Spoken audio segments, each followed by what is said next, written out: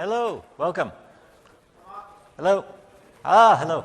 So, wow, I've got a lot of echo. Anyway, what I'm going to be talking about today is what we're doing with privileged access. Users who have special administrative rights of one kind or another across your different on-premises or cloud services. For the benefit of those who aren't sure what we're talking about, yes, we are talking about identity and access management, which if you've been to a tech ed before in the last couple of years and seen me, you probably know that I really just talk about identity and access management. So, I'm not going to be talking about only one product today. I'm not going to be saying, well, this is just what we're doing on-prem, or this is just what we're doing in the cloud, because the cloud's very exciting.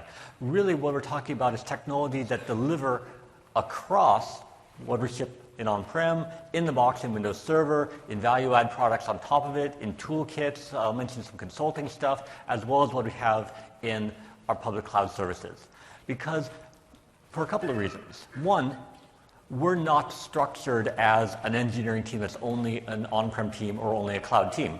So my area of what I define and the features I work with and my colleagues, we deliver in the morning in one platform, in the afternoon in another. We work across different delivery vehicles. And that's also what we've been hearing when we talk to organizations is we don't want to be in a situation where one of them is continually lagging the other, where all our investments are looking to be in the cloud and on-prem is dragging behind. So we're trying very much to deliver technology where it makes sense across both the landscape of your on-premises environment, as well as in protection for Microsoft Online Services, as well as all the third-party SaaS apps, other platform providers that integrate or are integrated with Microsoft Online Services. Click. So, the common questions that we started out when we first launched this initiative. These things we were asking, I would say about a year ago. If you were in Houston for Tech Ed, you probably heard myself or my other colleagues asking questions like this. How many admins do you have? And we're continuing to ask that question. We get lots of really exciting answers. For some it's, oh, it's just me, I'm the only admin left, or yeah, it's my team, but we all know each other and it's fine. And then we get the more disturbing answers. We get answers like, oh, it's hundreds or thousands or everyone's an admin. So my favorite answers was from a school in which they said, oh, we made the upper class students admins so that they could manage the accounts of the incoming freshman class. Thought that was an interesting notion of what does administrative privilege mean. And of course, the worst answer that I have heard, the one that really makes me upset, is when they say, we don't know. We don't know how many admins we have. And I heard that answer far too many times. I think we need to do something about that. Now, servers and apps, that's traditionally on-prem, but we also heard this when organizations were looking at the Microsoft Online Services. When they were just using one service at a time, it's pretty straightforward. If all you got is Exchange Online, you probably know who your Exchange Online administrators are. Probably the same kind of people who are your Exchange administrators. If not, they probably knew who they were. But then you had Azure, and you had Intune, you had maybe Dynamics Online, all these other services. And then you lit up Azure Active Directory Premium, you started rolling out more features. And suddenly the number of people who were administrators of Microsoft and connected applications grew and grew. And in some cases, people ended up becoming administrators of Office 365 inadvertently. They were able to control it, even if they had no interest in administering it. Even if they just wanted to be an Azure administrator, an Intune administrator. Suddenly we found they were an Office administrator. Regardless of the number, whether it's like, oh, we have 10 people or 100 people or 1,000 people, the real key thing to think about is the process. Does your organization have a process in place to really manage this? And is that process working?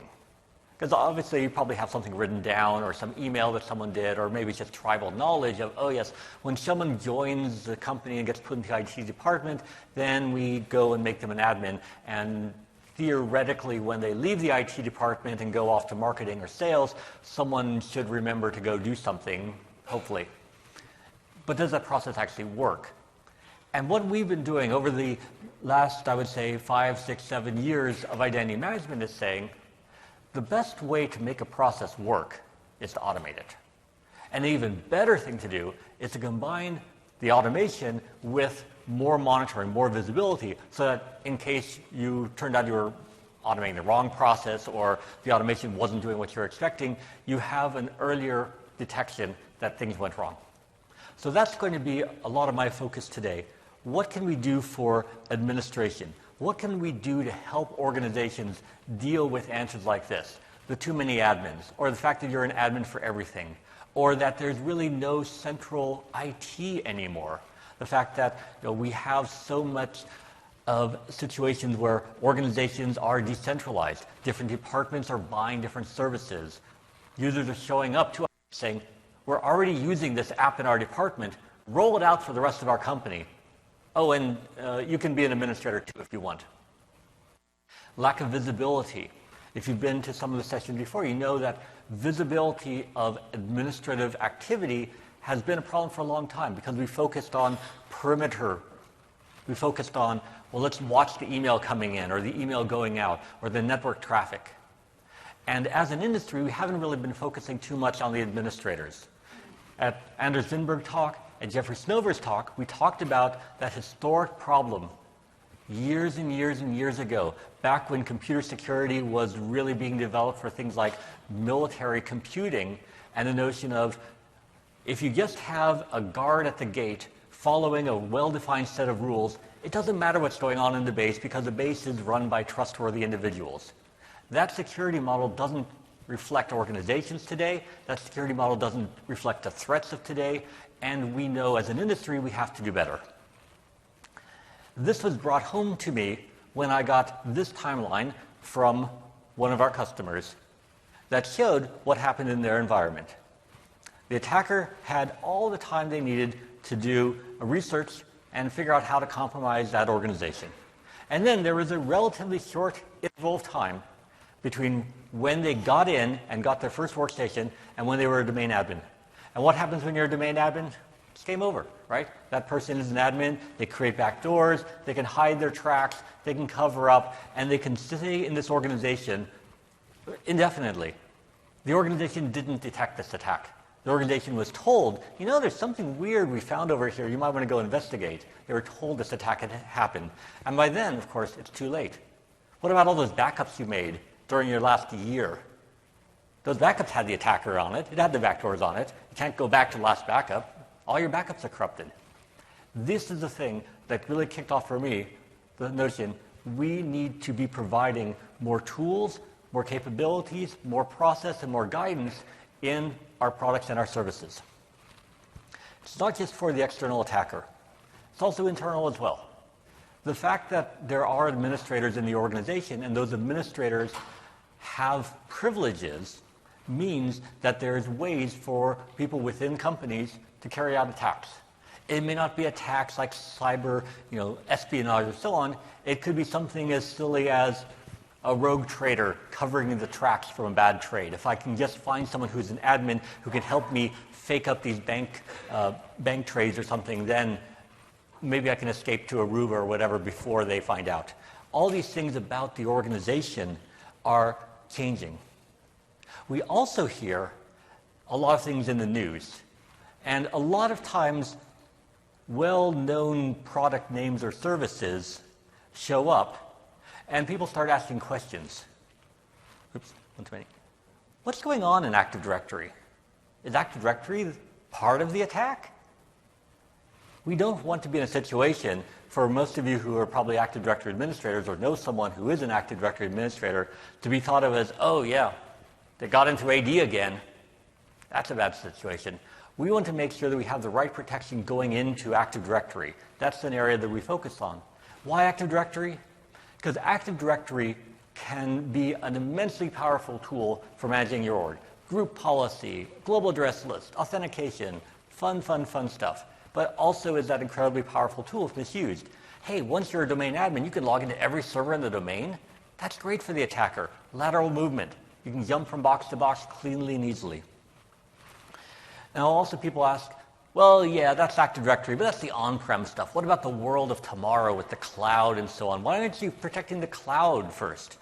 Well, if we want to protect the cloud, and we should, but we also need to remember, where are all your cloud credentials stored? They're stored on premises. So if we only protected the cloud and said, oh, we'll leave on-prem to sort itself out, we haven't helped any. The attackers will go and they'll look at the on-premises and find out where to get the credentials for your cloud services. Now, it's not always a technology problem, though.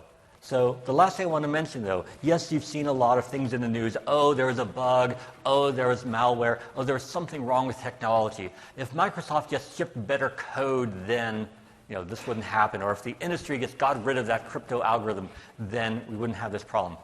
But it's not all a technology problem. And the last thing I want to highlight is there's also the social aspect.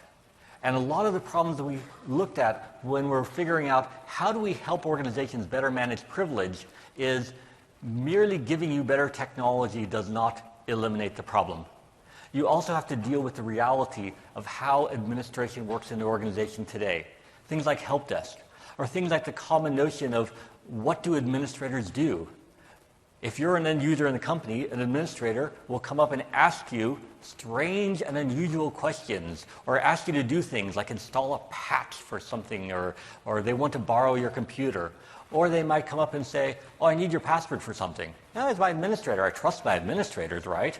Why wouldn't I give my administrator my password? You probably have that already. Maybe this is like one of those secret tests to make sure I really know my password. I have to tell my admin this.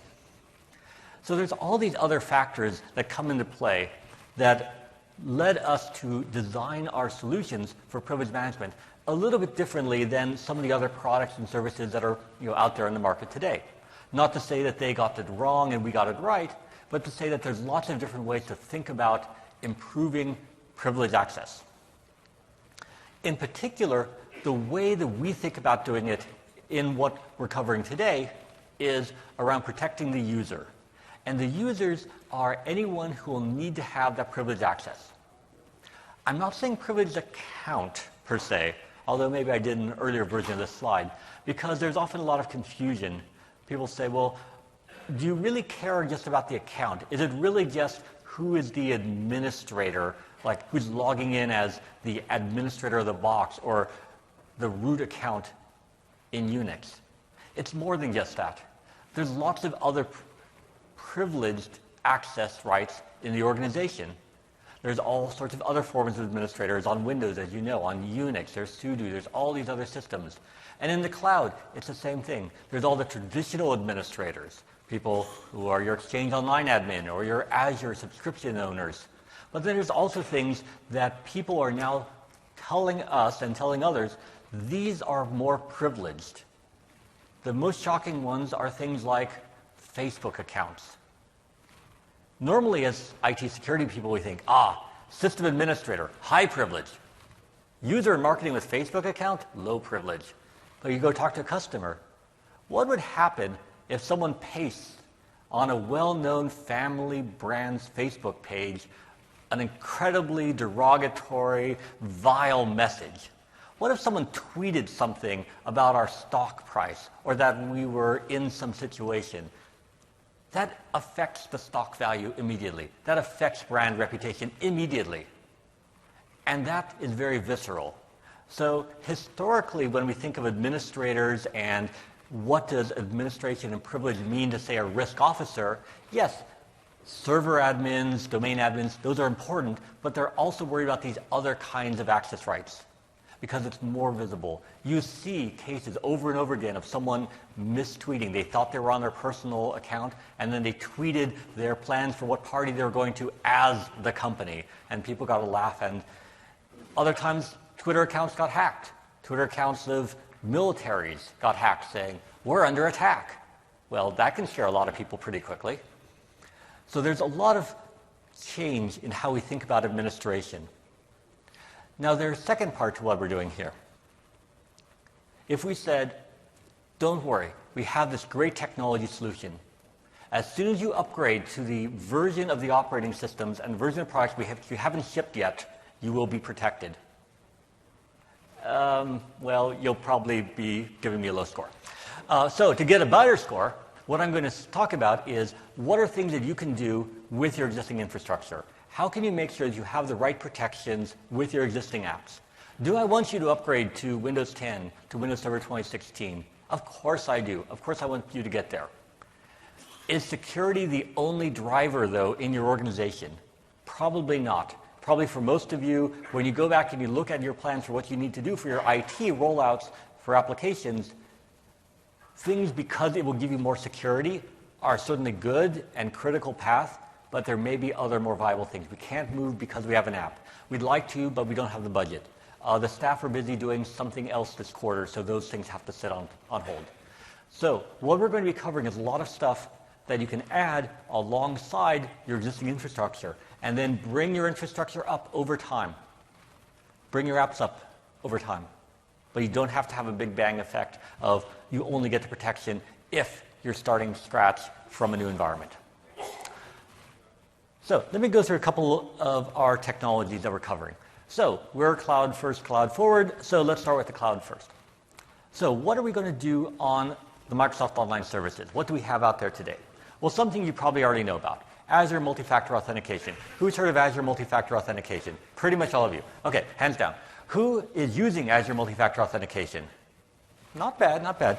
I don't get any good phone signal in here, otherwise I'd turn it on. But if you haven't, you should go, when you get back to your home network or wherever, and at least try registering for multi-factor authentication.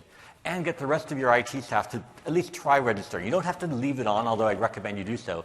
But you should try registering for MFA. Why should you do it? Like any other disaster recovery drill. When the attack happens in your organization and everyone is running around panicked and screaming, turn on MFA, turn on MFA, is that the time to figure out where your phones work and if you've got the right carrier and if you've got the app downloaded? No. Go deal with that now. Make sure you're ready to turn on MFA as soon as you are. And if you're ready to do it today, do it today. Good. But you should be ready for that. Who knows about Azure role-based access control? Oh, pretty good handset. So there's lots of things that we're doing in Azure itself to add more finer-grained authorization. So if you haven't seen some of the talks on that this week, definitely watch out for that. Now let me get into a few things that probably fairly few of you have seen. Who has seen Azure Active Directory administrative units besides Andreas? If you're not a Microsoft employee, okay. So this is a technology that actually very few people have heard about, so I do want to start with this one. What are admin units? Well, if you're an on-premises directory administrator, you know about OUs and other containers, and that's great because you can then partition and delegate control. Well, we also have a similar capability in preview today in Azure Active Directory. So if you want to say, I've got a big organization, I've got X thousands of users in there, but I don't have any one user manager for everyone. I've got West Coast and East Coast, and the West Coast are managed by that team, and East Coast people are managed by another team. So take a look at these 3 PowerShell commandlets, and you can do that kind of delegation to say, all the people on the East Coast are managed by East Coast IT, West Coast by West Coast IT, and that can give you some, I would say, quick and easy way of doing some partitioning without a lot of work. Now let's talk about something that's very new. The just-in-time model. So just-in-time I talked about last Tech Ed for on-prem, and if you saw some of the announcements earlier this week, we're bringing that model also to Azure Active Directory and to the rest of the Microsoft Online Services. Well, why are we doing this? We're doing this because organizations have too many administrators. Being an administrator is not just a technology benefit of, oh yes, I have a group membership, or I have a bit on my entry, or I'm in a particular group, or I have a SID. It's also a social benefit.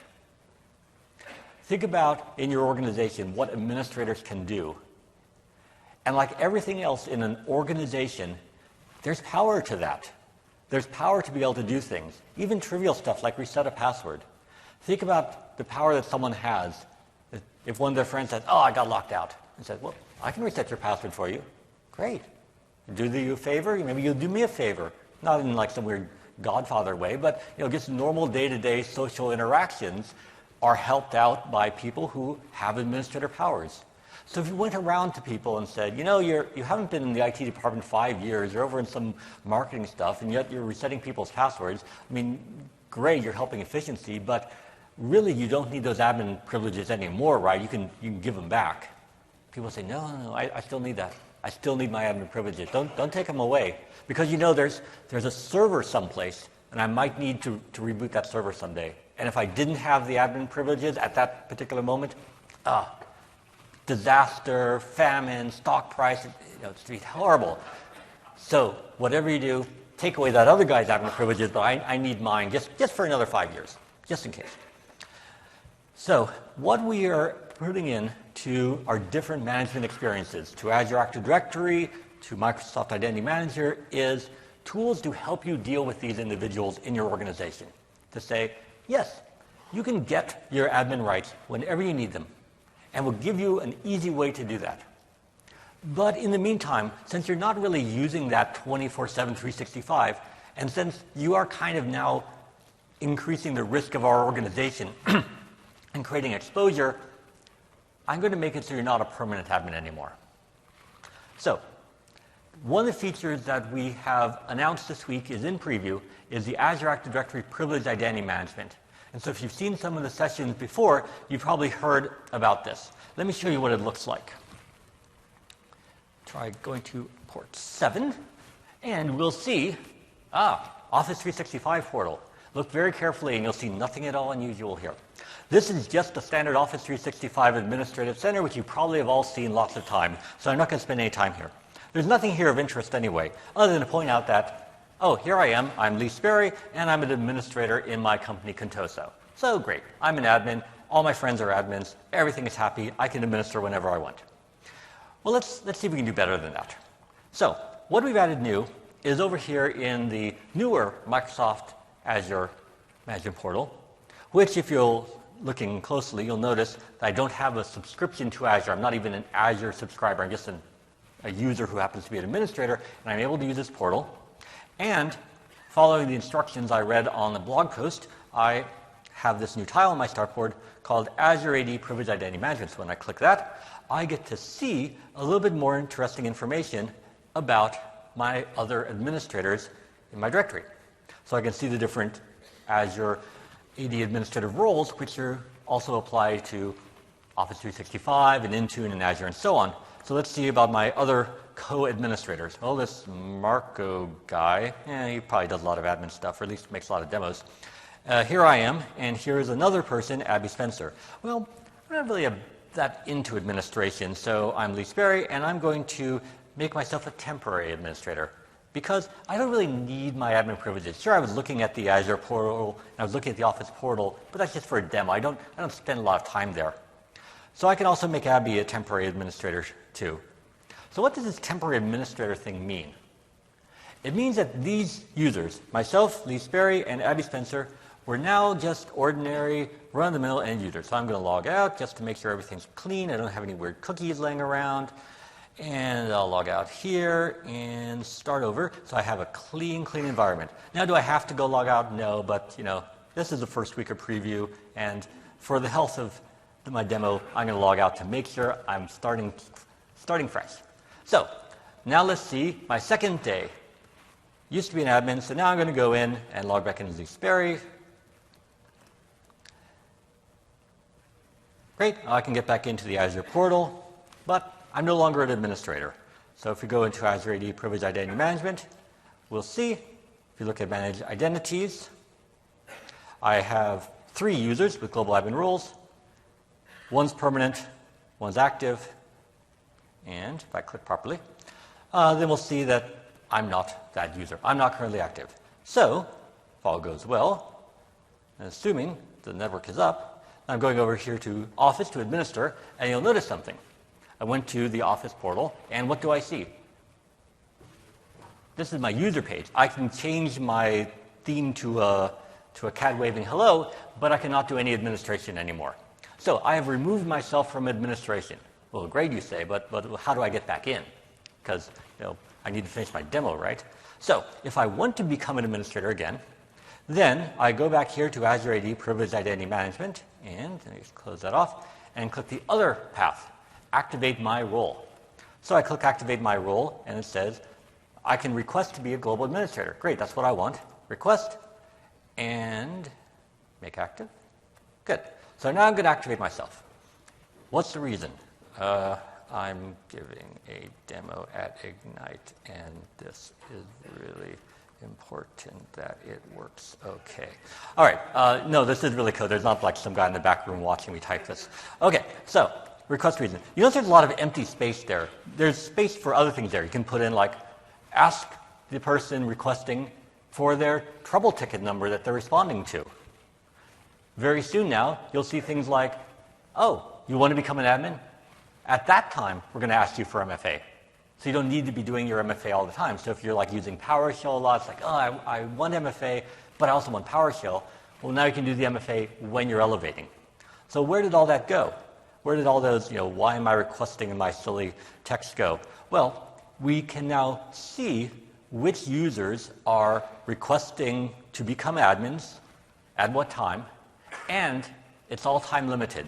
So I defined earlier when I was setting up this demo a time limit on my roles like global admin.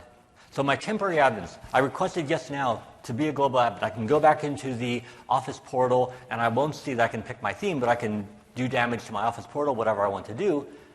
But that's going to go away. It's going to go away in a couple hours. And we'll see here that the Azure system has been going in after each of my demos and expiring me out, putting me back to an end user again. So this is a very powerful idea if you say, I've got all these people in help desk, and once a week, once a month, they need to go do something in Office 365. Do they all have to be global admins permanently? No. They can become global admins when they need to be to do their task, to respond to a trouble ticket, and then they can just go back to being ordinary users again. So this is our first technology I want to cover. So that's what we're bringing into the cloud. And this is a brand new preview. You can try it out, and we're going to keep adding some more things to it. Azure FA, additional features over time. So what's next? Funny clicker. Let's talk about some on-premises stuff now.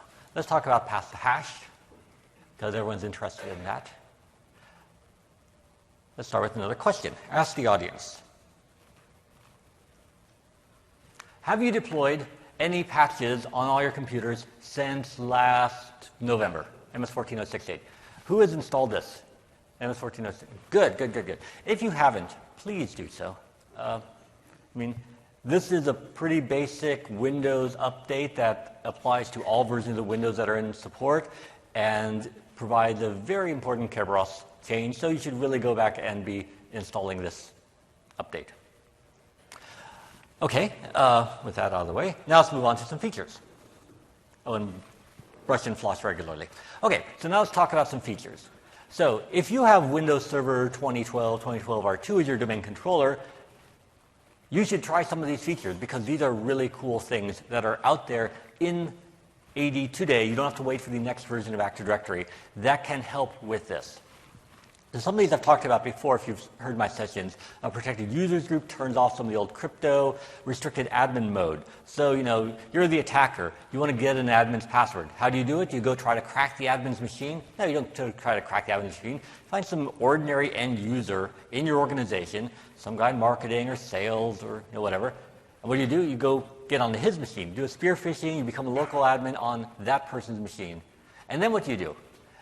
You make his machine crash. You fill up his disk. You make it blue screen. You mess with the drivers. You cause his machine to go haywire so that that person will call up help desk, say, hey, my machine's screwing up. Fix it for me. And help desk, of course, being helpful, will then log into that person's machine in order to fix it. And because they're help desk in your organization, that means they're probably a domain admin because domain admins can log in everywhere. And now the attacker has domain admin privileges. So you don't want that. If you are saying, yes, as part of my job, I occasionally or often log into random computers in my organization that I have no clue have been compromised, you might be interested in this restricted admin mode flag. And finally, my third feature that I like that's in Windows Server today is the authentication policy silos. Now, if you have servers in your environment, SQL servers, Exchange, or whatever, you probably have a bunch of service accounts and you have little helper accounts that are running various scripts and doing various things, maintenance, backup, stuff like that. There may or may not be people who are using them, or they may just be automated. All of those accounts tend to cluster around the server, right? You've got your SQL server running on this box, and maybe on that box or on a box next to it is the jobs that go and make sure it's running and do the backups and do your data import and export and so on. They're running there. They're not running elsewhere. They should not be running elsewhere. They may be highly privileged accounts, not domain admins, but they're accounts that have access rights to your databases, to your core servers. And so that means those accounts should only be logging in from certain inventoried, well-maintained systems that you're tracking. If that account ever started logging in from some person's desktop over the Wi-Fi, that would be bad, because that means that those credentials somehow got stolen. So you can block that. You can block that right now. You can put on the authentication policy silos and say, I only ever expect to see the SQL helper account logging in from these 5 computers. If it logs in anywhere else, I could either get an event log message, or I can just block that login so they don't get to log in from elsewhere. Also help if you have developers who sometimes like to develop in production. Make sure they're not using the production accounts on their laptops while they're developing. Also helps for that problem as well. Not a security problem, but an organizational problem. Now, another thing that's related to this that we also put in the preview this week is the Microsoft Advanced Threat Analytics. So if you went to the keynote, you probably saw parts of this. So this is a very new preview, and you can download this. This is something that runs in your data center. You don't need Azure or anything like this. And basically, you have systems that will sit next to your domain controllers and watch the traffic going to your DCs. They'll watch to see what is talking to your DCs for LDAP, for Kerberos, and so on. And once it has that traffic, it'll start to do some analysis. So it'll show you basic things like, are there obvious problems in your environment? Do you have computers that have lost their trust relationship? Do you have broken trust between your domains? Things like that. It'll also then find many of the common attack patterns that are exploiting or attempting to exploit Active Directory, Kerberos, and so on. So these will help in your organization to get you more visibility into what's going on during an attack that may be coming in the future. So what does it do? Basically, it gives you this timeline. It shows you what are the different things that are going on in your Active Directory environment that are unusual. It's not like you have to go to the event logs like, well, Mark logged in, Mark, yeah, that's probably okay. It says, this is unusual. This thing that is going and looking across Kerberos and trying different pre-authentication passwords is not normal for your environment. It does not normally do that.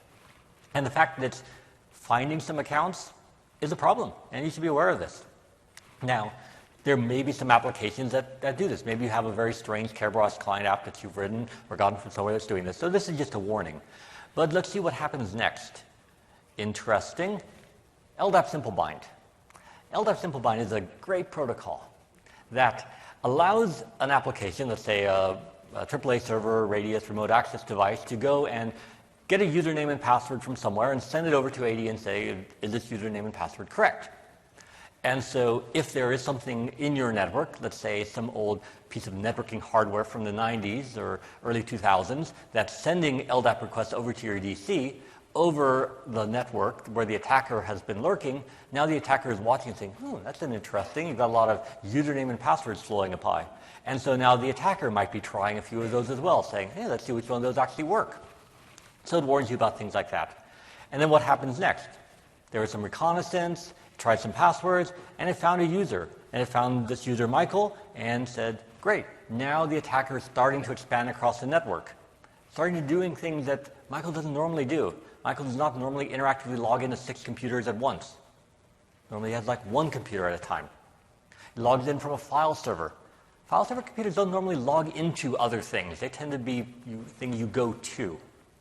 And he's asking for things he's never asked for before. So this is a user account that probably has a problem. Maybe it's Michael, maybe it's the attacker pretending to be Michael, but you really should go investigate that account. And of course, the traditional. When you see Kerberos being misused, you get an alert. When you see that credentials are being sent to the DC, asking it to do things that it shouldn't be doing, then you get an alert from that, and it tells you what computers. So this can get you visibility. So if you have a Tiger team that you work with in your organization, and they're planning on doing an attack against your staging Active Directory environment, you might try this preview, set your preview next to your staging Active Directory environment, have your Tiger team go and see if you detect the Tiger team doing their attack. Let us know. So this is in preview today. You can download it from Microsoft Download Center and see some interesting things about your AD. Now that was the detective control. That's telling you that the attack is going on or that it's just happened recently. Now let me give you some good news. Now let's say not just we're going to give you tools that help you detect things, but also tools that help you better protect from these sophisticated attacks. If you went to Jeffrey Snover's session this morning, you might have seen me, but certainly not heard me. But if you didn't go to Jeffrey Snover's session, then you should be looking at this technology called Just Enough Administration, which is, again, currently in preview, and it builds upon PowerShell. So if you are remote desktoping into a server today, running one command and then logging back out again, there may be a more efficient way for you to work. You can remote PowerShell into a computer. It's just like doing an SSH into a box. And what we want to do with Just Enough Administration is help you restrict what users are able to do when they connect. Now you may say, but I don't know what I need to do. I'm a highly skilled, highly paid, fully certified, Windows Server expert. I could do anything. Maybe GIA isn't for you, or maybe its logging features are for you. But there'll probably be people in your organization who tend to do the same thing over and over again.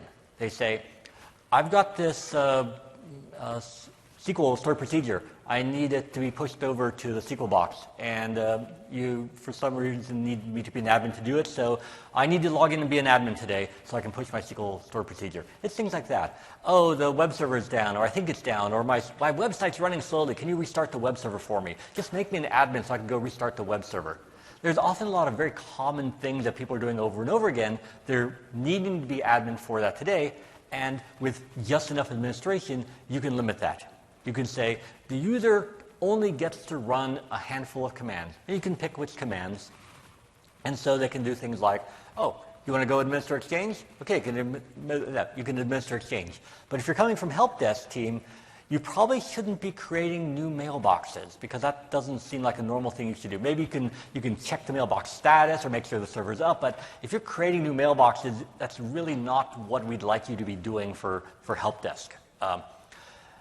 So what does this give you? Well, first of all, you don't have to be an admin to use it. So you get to run an administrative PowerShell command on the system or a function that you wrap around some existing binary. And when you get onto that box, not only are you not an admin, you're local. You are not your domain user, you're not a domain admin, so you can't try to jump from there and go elsewhere. So this helps to containerize these users. So if all they really want to do is go to the Exchange box and check it's working, go reset their web server if they think their web server is down, go get a log file, go do something like that, you can enable them to do this securely. You can turn on logging so you can watch what they're doing, and you can also limit it so that they don't go crazy while they're like, hey, well, I'm here, I might as well. So they can't go anywhere. They can't break out of this container. So again, this is in preview today for PowerShell. And you can get this down level for like Windows Server previous versions, as well as it's going to be in Windows Server Next. So next topic. So we covered what we're doing in Azure with admin units and the privileged identity management. We covered quickly a number of different techniques that we have out there today that help to mitigate the pass to hash around administrators in general, limiting where an administrator can log in from, what they can do, and so on. Now let's talk a little bit about general access management, and in particular, what we're doing for just-in-time for your on-premises environment. So I said already what is just-in-time. It's that we want to limit when someone has the ability to be an administrator. To say they can only administer at the time they need it, and the rest of the time they're an ordinary user. So we're also going to be bringing that option for your existing on-premises AD environments. And how we're going to do that is by having a new forest. Yes, I'll say it, a new forest. New forest. that is going to help you. Not like the old times where we said, oh, forests are bad, forest trusts are evil. We have new features going into Windows Server that's going to help with this.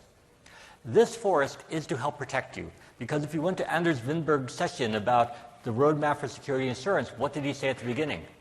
Assume breach. If we said the first thing you're going to do to better protect your admins is create a system that runs in your existing domains, that means, if you remember the timeline from the beginning, that there may be an attacker already there who has various administrative privileges. And so you haven't really helped that much. Instead, what we suggest is set up your administration incrementally from a forest, from a known good spot, alongside your existing AD. If you want to go and rebuild your existing AD on top of 2012 R2 or technical preview, yeah, you can go do that. But if you don't, because you have lots of applications and users and people relying upon your AD 24/7, 365, great. Upgrade it when you can. Hopefully this year or next year when you're able to do so. Keep raising your functional level on your AD. In the meantime, set up this environment next to your AD. This is a Bastion environment. This is not for computer management. This is not where you're going to do Exchange and so on. This is just for administration. Now, did I come up with this crazy idea? No. Other crazy ideas in this I did come up with, but not this one.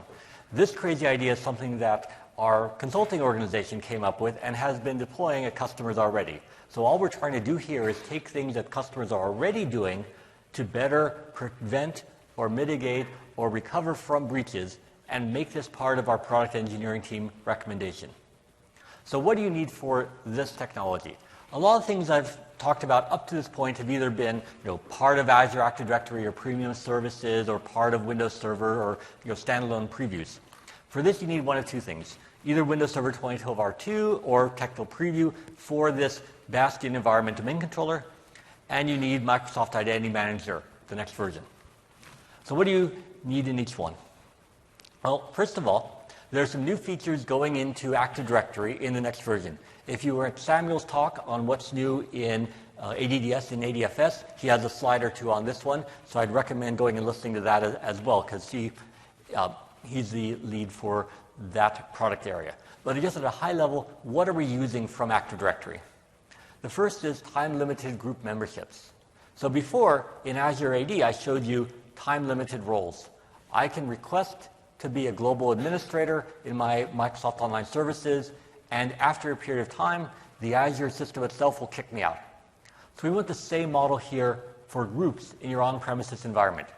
We want to be able to say you have a group, Exchange admins, and after a period of time, users can start fading out of that group. Now, that may be scary as to someone who's been trying to maintain a large AD environment. Members are disappearing on me. But this is by design. We want you to think about how you can reduce the number of permanent administrators. And there's always been a problem of people would call up help desk and say, I need to be in this group. I need to be in this security group. Someone told me there's a security group. I know the magic name of the group. And help desk, being helpful, will help them out by adding them to the group. And help desk will say, now, remember, when you're done with this group, please call back to help desk, and we'll take you out again. And the person says, of course I will. I guarantee I will call back just as soon as I'm done. And then 10 years later, it's like, why are they in this group? So we want group memberships to be short-lived. Not for everyone. We're not going to go and take everyone out of the group. But the people who just need to be in there temporarily will disappear. The second feature of Active Directory, foreign principal groups. This is a little more confusing context, but it comes back to what I was showing on the previous slide, new forest. So if you're administering existing applications, those applications are looking at things like a Kerberos ticket, coming into them and saying, oh, I'll look at your group memberships. We want to be able to generate Kerberos tickets with group memberships. And if we said, well, the first thing you have to do is go to all your applications and change which groups they're looking for, to look for groups in this new forest, they'd say, I don't like talking to my app administrators that much to go ask all of them to change all their configurations. I may not even know what all groups they're using. There's a lot of them. So we want to be able to put someone into a group in another forest that's not managed. So I'll show you in a moment.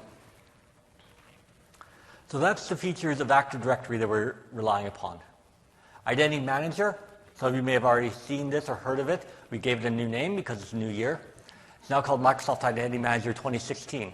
If you want to know more about this, I have a whole nother session in this very room tomorrow morning. So get comfortable, roll out a mattress or something, and just stay here till 9 a.m., and you'll be able to hear my session. At that session, I'll talk about all the other features of Identity Manager. I'm not going to talk about that now, other than to say you can go and download Identity Manager. It's in preview. And Identity Manager will take care of this privileged access for your on-premises privileged users going into privileged groups. So how does this work? Today, you have in your Active Directory environment some applications. Those applications probably running on a domain joined server someplace, relying upon some groups in your existing Active Directory. So if you remember any of the Kerberos sessions that we did, 7 or 8 years ago, you'll know that the normal flow is the user wants access to that application, and so they go to their Active Directory and they get a ticket that they give to the application that says, I would like to access you, and the application, through the magic of Kerberos, says, great. That ticket carries in it the group membership, so security groups the users are in. Now, you're probably said, oh, yeah, I've heard this before. I'm a highly skilled administrator. Show me something new. So what's new? What we're adding is the privileged access management, that forest sitting next to it. It has an Active Directory in it, plain old AD, but it's going to be locked down. This is not the AD for Exchange or group policy or having fun and putting apps in it. This is an AD just for administration. And also in there is Identity Manager. Again, locked down. This is not the Identity Manager for self-service, for password reset, for synchronizing, for bringing things from notes in SAP and cloud and any of that. None of that. This is a lockdown special purpose Identity Manager. If you've ever used DirSync, you know that we know how to make lockdown special purpose single function identity managers. Same kind of thing here. This does one thing. All it does is manage getting people privileges in order to allow them to be in groups in this new Active Directory. Well, what does that give you? What it gives you is the ability for users to get, in this box down at the bottom, a Kerberos ticket that they can then take to their existing applications, and their existing applications will look at this Kerberos ticket and says, there's a group sit in here that I know. That's the group sit I'm expecting. All right, you can be an administrator. That's the feature that we're using in the next version of Windows Server. Now, if you say, but my corporate IT policy says I cannot use new versions of Windows Server until at least 4 years after they've been released. Don't worry, we have a solution for you.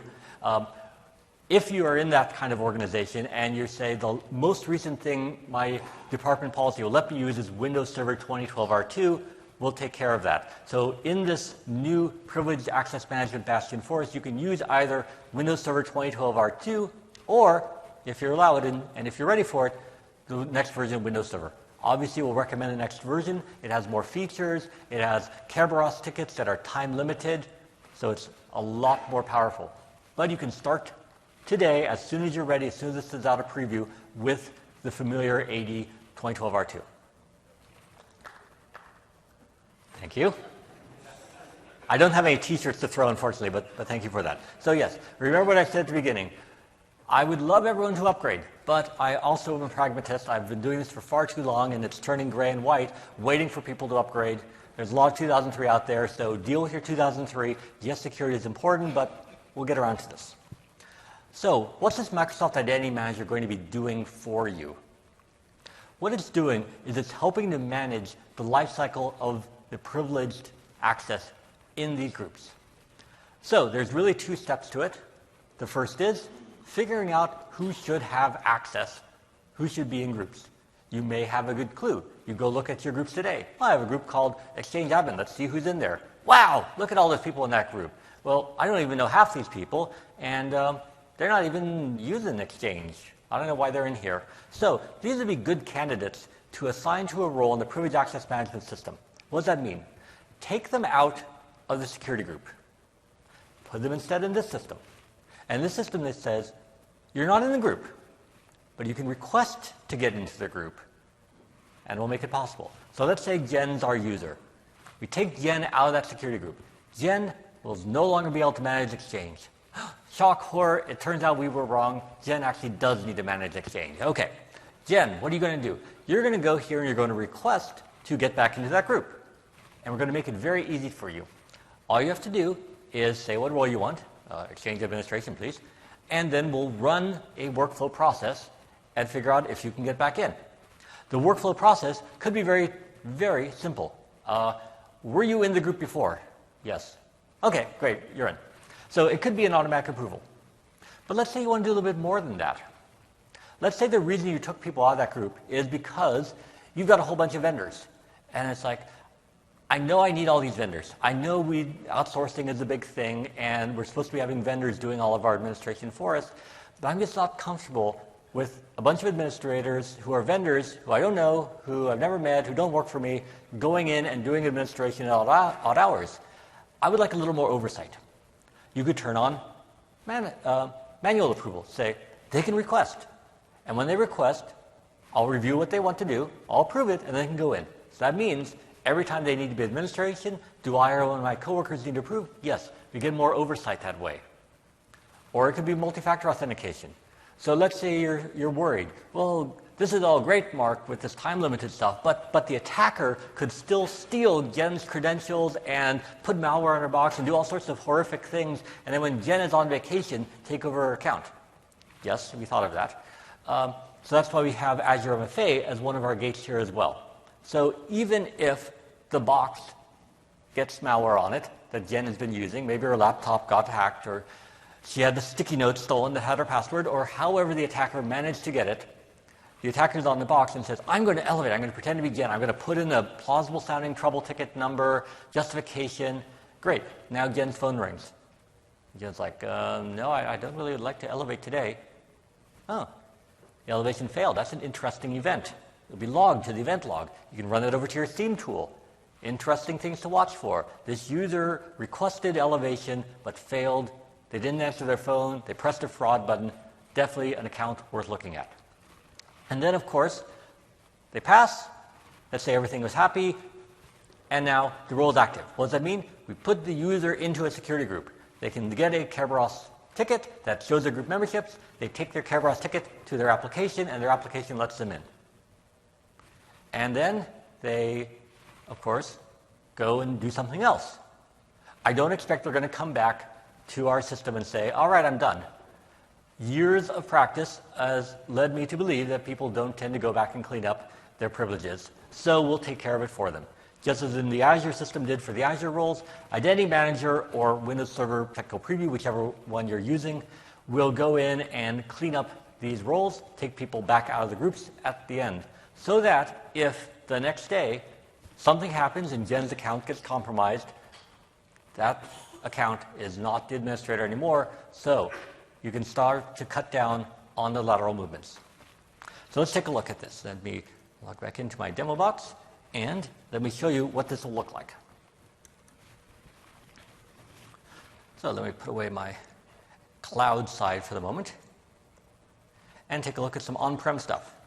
So you might have seen some of this before if you were at Jeffrey Snover's session, but if not, I'll run through it very briefly. This is the exciting new portal.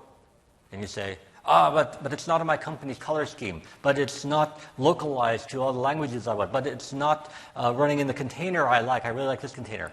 All right. This is a bunch of JavaScript. We'll give you the JavaScript here, JavaScript. Have it. This is wrapping a REST API. So if you say, but I want all the requests to come from ServiceNow, or I've already got a portal, great, fine. Use your existing portal. We'll make it easy for you. Here's a REST API. All this button does is call a REST API. If you hit F12, you'll watch the network traffic, and you'll say, oh, that's pretty simple. I can embed that into my existing experience. So yes, we have a portal. You say, but I'm a command line user, ha ha ha. Well, yes, we have a solution for you too. Everything I'm doing through the portal, we also have not only in a REST API, or for people who are really hardcore, a SOAP API, we also have in PowerShell. So what I'm about to do, I have in a PowerShell command that I can click a button, and the role I want is corp admin, so I can say I'm doing a demo, and I can specify a timeout. So maybe the role would put me in for 48 hours or a month or something, but I can request less time if I'm feeling very conscientious. So what's happening now? Workflows are running. Various things in Identity Manager are running. Is there any sync going on? No, there's no sync. So if you said, oh, but I know you're going to tell me that there's a 4-hour sync latency. No, there's no sync in this process. You want to know about sync? Come tomorrow. So what's happening behind the scenes is, if I refresh, let's see, yes. So Identity Manager just gone and put me into a security group. So if I bring up, let's say, PowerShell, and let's pop a PowerShell window, run my favorite command, who am I such groups. We will see, if you like reading small print, that I am in a number of security groups.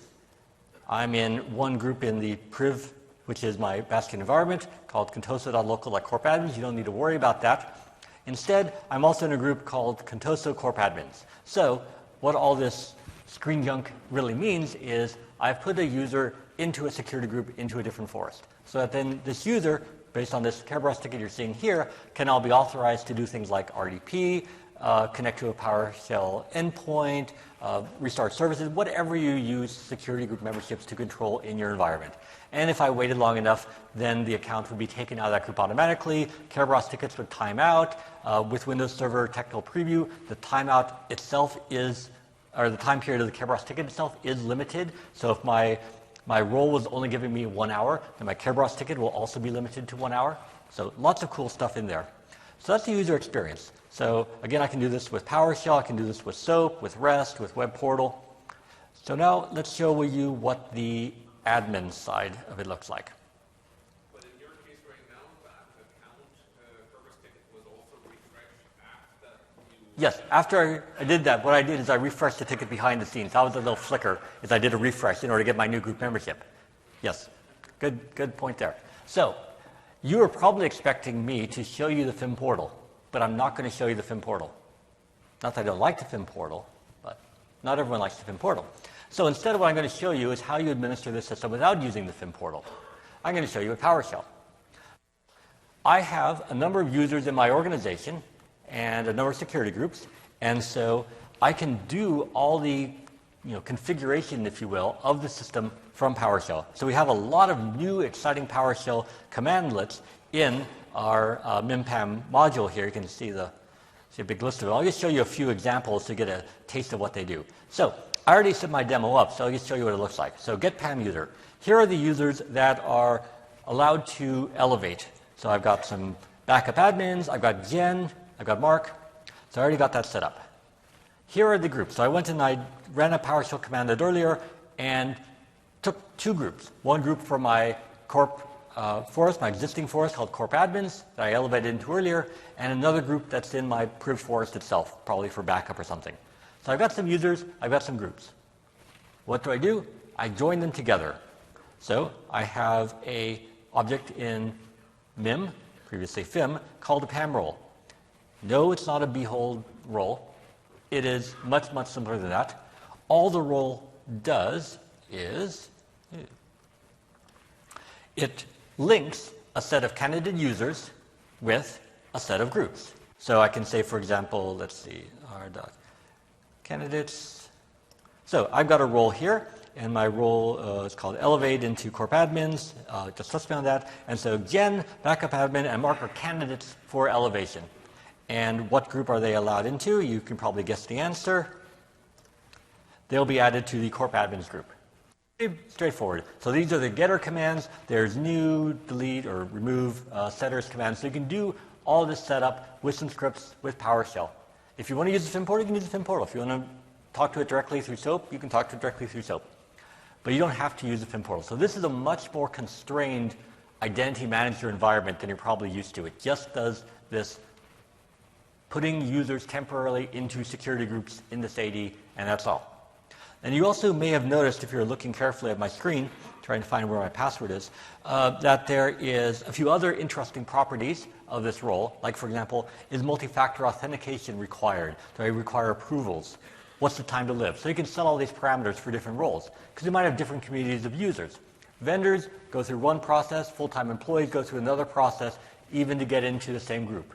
Or you might have, here's the role that's used for day-to-day access, and here's the role that's used for your break glass access. It's going to be a different role, different requirements. We'll give you an option depending on what you're trying to do. If you're just trying to do a standard thing, use this role. Emergency break glass, use another one. So you can create the roles, manage them through Identity Manager, deploy for high availability, all the things you come to know and love about the FIM service. What's going on behind the scenes? Well, it should be pretty familiar. Yes, it is really Identity Manager behind the scenes. So that means if you really like Identity Manager, you can do your familiar stuff. You can go in and customize the policy rules. You can customize the workflow. So here's a workflow. I can go in, I can add more things, add some more authorization checks. You'll see here, if you look at the activities, I've got some standard authorization activities in here, approvals, MFA, and there's also an action activity that's going and interacting with AD. If this is all very confusing to you, don't worry about it. You don't need to see this. If you really like Identity Manager, say, oh great, Mark's giving another identity management talk, then this will be really exciting for you because then you'll see, wow, I can add some more activities in here. Of course. If you want more activities in this one, besides talking to AD, if you want to go talk to something else, talk to something else. You want to send an email notification, you can do that. If you want to have it go call out to some other workflows, run some other processes, sure, you can do that. So there's lots of flexibility here. So this is why we built it on the Identity Manager platform rather than, say, try to bake it into a server role, is because we know that in real large organizations that tend to be the target for attacks, there's a need for a lot of customization. So this solution will work out of the box, comes pre-configured, easy to use, to put people into these Active Directory security groups. But if you need it to do something else, or if you don't like it, or if you want to integrate it with something else, we give you a lot of extensibility points. Not only the APIs coming in, but also APIs inside of it, so you can have it call out and do other things as well. So that's Identity Manager. Last thing I wanted to just mention in passing is it uses the event log a lot. So if you're saying, well, this is all really fun, but my auditors say everything has to go into the SIEM, we make it really, really easy for you. We added new event logs for everything that we're doing here, and so each step along the way, authorization, putting things into AD, taking things out of AD, we write what we're doing to the event log so that it's really easy for you to take that and send it to Operational Insights, part of the OMS, the new cloud service. You can send it to your favorite SIEM tool. You can do whatever you want with it because it's the event log. Okay, so that's how it works. This is in preview. You can try it out.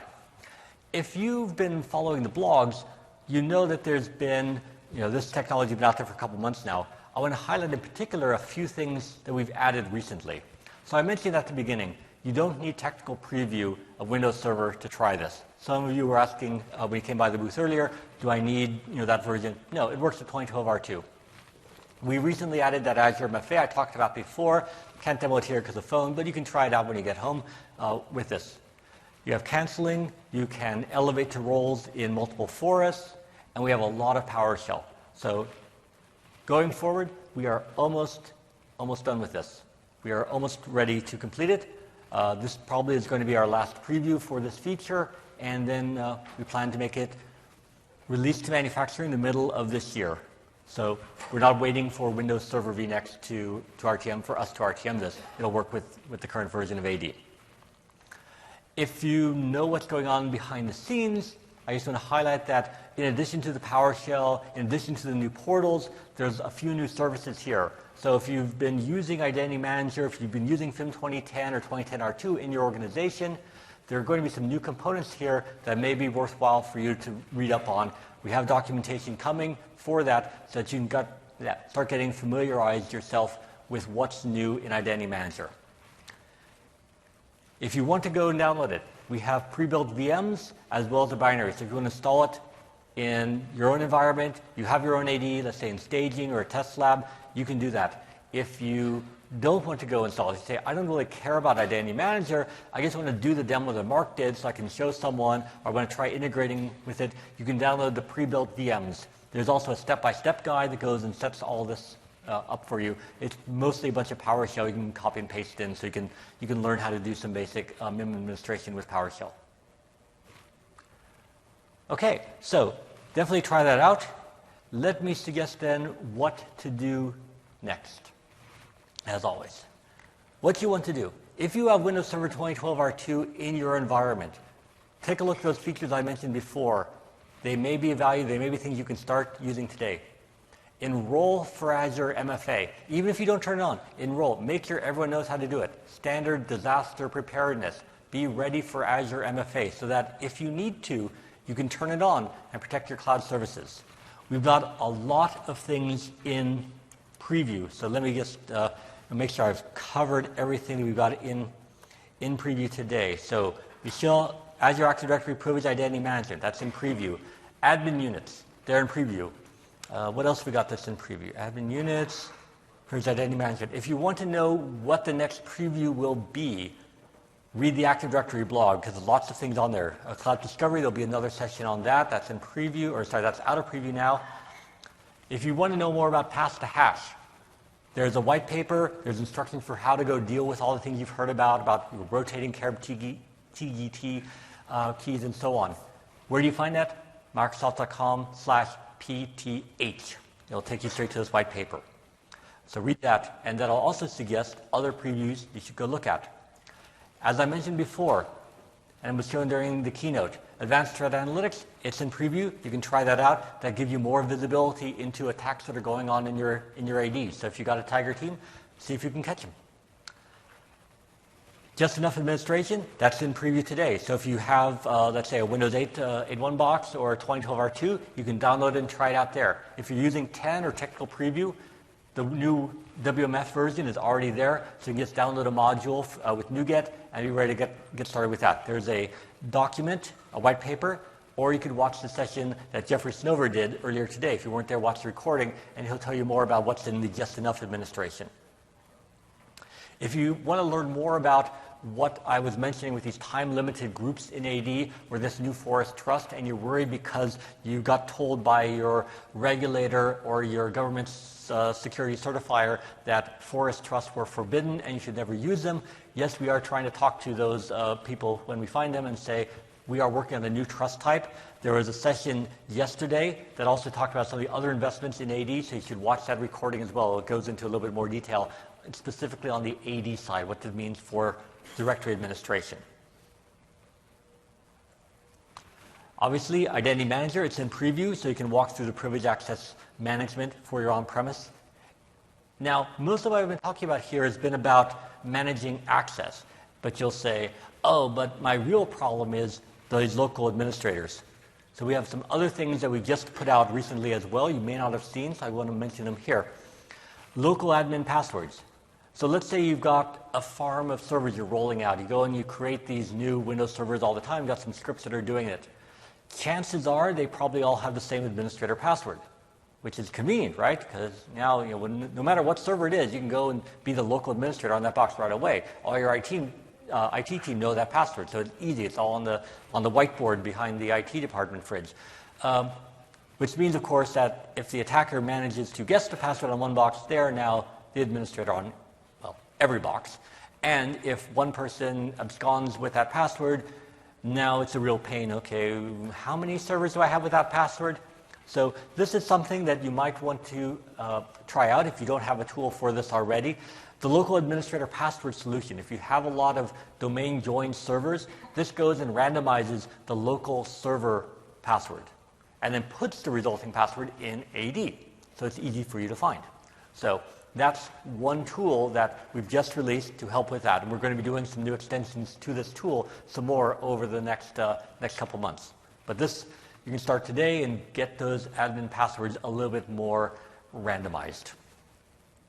Finally, if you say, this is all very exciting, that you have all these technologies, but I don't want to do it myself. I don't have enough budget or time to go hire the right people to come in and figure this out for me. In addition to the products that I mentioned here, I'll just mention at the end that we do have consulting services offerings. So remember when I was saying earlier about this notion of the separate forest and we're going to go and help you create a new forest. So that is something we learned from how consulting has been deploying for customers today. There's a solution out there. It's called ESAE, Enhanced Security Administrative Environment. So if you have a friendly account manager, MCS person, or Premier, and you would like to learn more about what customers are doing today, even in advance of the products that we're shipping, to protect against these kinds of administrator lateral movement attacks or to address remediation from a breach, ask them to give you an update on the ESAE, Enhanced Security Admin Environment, what it's going to look like for your organization, because that might be something that you'd be interested in finding out more. This builds upon the kinds of technology that have been coming here, but is more tailored for deploying in your customer environment. It has lots of other things that I haven't even had a chance to mention. Lockdown workstations, lockdown administrative environments, so there's lots of other things beyond what we're doing here. Last thing before questions and I turn into Fallout Boy is what else you should be doing and which recordings you should be watching. So we have a number of interesting and relevant sessions this week. Some that I think are particularly relevant to what we're doing here. Obviously, how Microsoft Azure AD helps prevent, detect, and remediate attacks to your enterprise, I think is a good add-on if you liked this and want to learn more. If you are really interested in FIM and wanted to know, but why didn't you talk about FIM Sync? As I mentioned before, I'll be talking about more FIM things in this room tomorrow. That's the last session on this list. We also have other sessions on other things, both on the cloud side, on Azure AD, on Advanced Threat Analytics. Go back and watch those recordings, as well as the slide I showed earlier from Sam on Active Directory domain services. And with that, thank you. If you have any questions, please come on up.